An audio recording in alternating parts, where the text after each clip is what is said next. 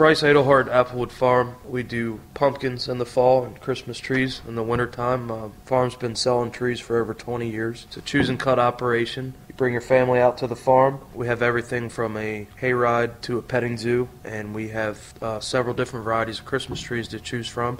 Douglas fir, Scotch pine, white spruce, blue spruce, ranging from 4 foot to 15 foot tall. Mom and Dad started the operation about 25 years ago, and we've grown over the years, and it's been pretty successful, and it's been a tradition for a lot of families for generations now. We've made several additions to the farm over the years. We put in a narrow gauge railroad. People seem to really enjoy that, bring their families out to that every year. That's a big draw for the farm. We provide people with a real tree for Christmas, and that's a tradition that we've enjoyed over the years, and a lot of other people enjoyed over the years. And we'll plant the trees in the spring. We usually plant 1,500 to 2,000 trees, mowing in the spring and summertime, usually about once a week in between them.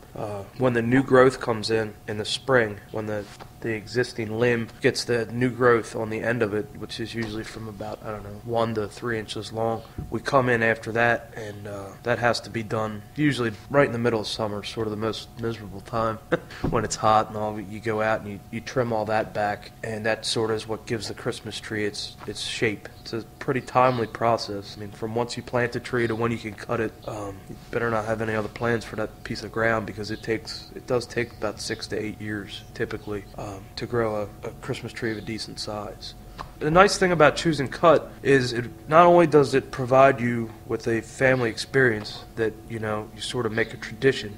You go out with your wife and your kids to the farm every year, and you cut a Christmas tree, and you take it to your house, and you decorate it. It gives you a family, sort of a bonding experience that lasts for years, and, people tell me all the time that we've been bringing our kids here, now they're bringing their grandkids here, and it's nice to have a real Christmas tree in your house. I mean, it smells good, it looks nice, and B, it provides you with a family tradition that lasts for, really a lifetime. People always remember that.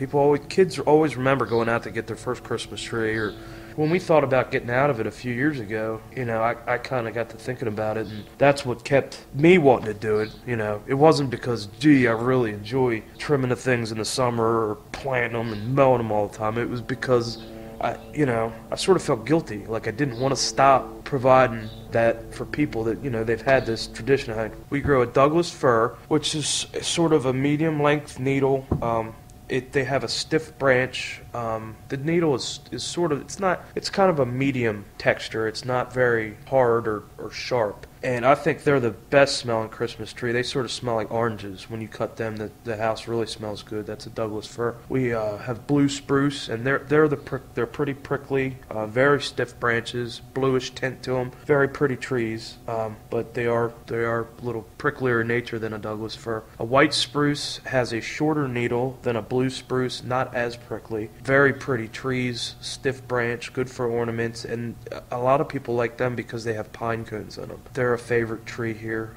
Like a Douglas fir and a white spruce are sort of tall and pointy in nature, but like where a blue spruce and a Scotch pine are sort of more like a bush. They sort of bush out, and so if you had an area in your house that you really wanted to take up a lot of space, a blue spruce or a Scotch pine would be a good fix for that. But the Douglas fir is my favorite tree to grow. We open the weekend after Thanksgiving. We're open for 4 weekends in December. I'd like to invite people to bring their families out and spend a day here at the farm. There's plenty to do here. Come on out and get a real locally grown Christmas tree and spend the day and build a holiday tradition with Applewood Farm.